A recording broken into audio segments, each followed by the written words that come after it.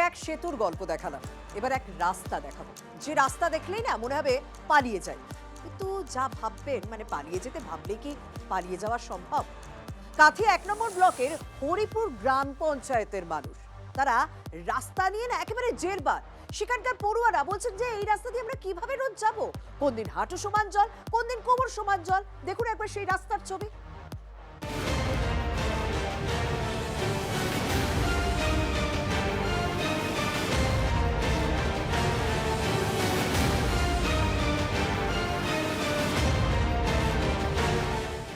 এই রাস্তাটা পুকুরে পরিণত হয়ে গেছে। 6 মাস বাচ্চারা পড়তে যেতে পারছে না। বৃষ্টি গেলে হাঁটতে পারি না, এখানে কোমর অবধি জল উঠে যায়। এটা তো হওয়ার কথা না, তবু হচ্ছে, এবং শুধু এ রাজ্যে নয়, বহু জায়গায়। মধ্যপ্রদেশের কাকরাউয়া গ্রামের ছেলে মেয়েদের স্কুলে পৌঁছানোর উপায় এটাই। এক পিলার থেকে আরেক পিলারে লাফিয়ে পেরোতে হয় নদী, তবেই স্কুলে পা দেওয়া সম্ভব। মনুরাজ্যের এই স্কুল দেখে কি বলবেন? জলস্রোতে পড়ুয়ারা যে ভেসে যায়নি সেটাই রক্ষে। ভেবে দেখুন, স্কুল এভাবেও করতে হয়। এই জল ভালো লাগে না, একেবারেই না। জল দেখলে এই খুদেদের একবারও মনে হয় না কাগজের নৌকা ভাসায়। মন বলে না আনন্দে জল কেলিতে গা ভাসাতে। কারণ সবটাই তো শুধু যন্ত্রণা। শুধু ছোটদের জন্য নয়, বড়রাও এর শরিক। কাঁথি 1 নম্বর ব্লকের হরিপুর গ্রামে জল মানে শুধু জীবন নয়, জল হলো যুদ্ধ। যাতায়াত করতে পারছে না, কোলে করে নিয়ে আসতে হচ্ছে। আর ওই মেম্বার যে আমাদের 3 বছর জিতে গেছে, তারকে আমরা দেখিনি আজ পর্যন্ত। এইভাবে আমরা সাধারণ মানুষ কোথায় যাব বলুন? কার কাছে যাব?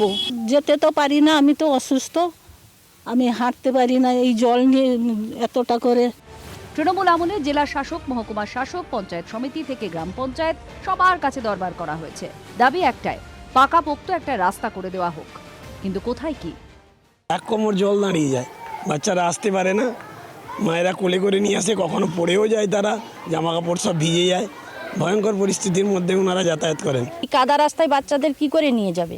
প্রাইমারি স্কুল বলুন বা আমাদের হাই স্কুল বলুন, এরাও তো যেতে পারছে না, ভীষণ অসুবিধা। এখানে জট আসলে জমি নিয়ে। জল গড়িয়েছিল কলকাতা হাইকোর্ট পর্যন্ত। গত বছর অগাস্টে রাস্তা তৈরি নিয়ে নির্দেশ জারি করে আদালত। রায় ঘোষণার 60 দিনের মধ্যে 300 মিটার রাস্তা তৈরি করার কথা জানায় হাইকোর্ট। কাঁথি 1 নম্বর ব্লকের বিডিওকে কাজটি করার নির্দেশ দেওয়া হয়েছিল। রাস্তার জন্য অর্থ বরাদ্দও হয়, কিন্তু সূত্রের খবর কাজ হয়নি, ফলে তা ফেরত চলে যায়। জল ঘোলা থামেনি। হাইকোর্ট থেকে কাজ এসছে, বিডিও করছে না, বিডিও সাহেবকে করতে দিচ্ছে না মেম্বার আর প্রধান। কোর্টের আইন বা অর্ডার যদি একজন বিডিও না মানে, এবং সাধারণ মানুষ বাচ্চারা আমাদের এইরকম পরিস্থিতির মধ্যে আছে। বিশেষ কিছু কারণে কারো অভিযোগে মূলে বিশেষ কিছু কারণে সেই রাস্তাটা তৈরি হওয়া যায়নি। বর্তমান সেই রাস্তাটা সত্যিকারে বেহাল অবস্থা। বর্তমান যে প্রশাসন আছে সেই প্রশাসনের দৃষ্টি আকর্ষণ করা হচ্ছে। পালা বদলের পর এবার অবশ্য তৎপরতা শুরু হয়েছে প্রশাসনিক মহলে। TV9 বাংলায় গ্রামবাসীদের জল যন্ত্রণার ছবি দেখে আসরে খোদ জেলা শাসক। ব্যক্তিগত পারিবারিক বিবাদ নিয়ে রাস্তাটাকে করা যায়নি। তো ইতিমধ্যে আমরা কিন্তু প্রধান সাহেবের সঙ্গে এবং আমাদের কাঁথি 1 নম্বর ব্লকের বিডিও সাহেবের সঙ্গে বসে আলোচনা করে নিয়েছি।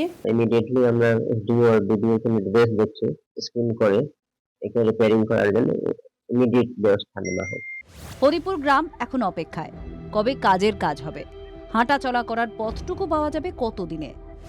কাঁথি থেকে কনিষ্ক মাইতির রিপোর্ট, TV9 বাংলা।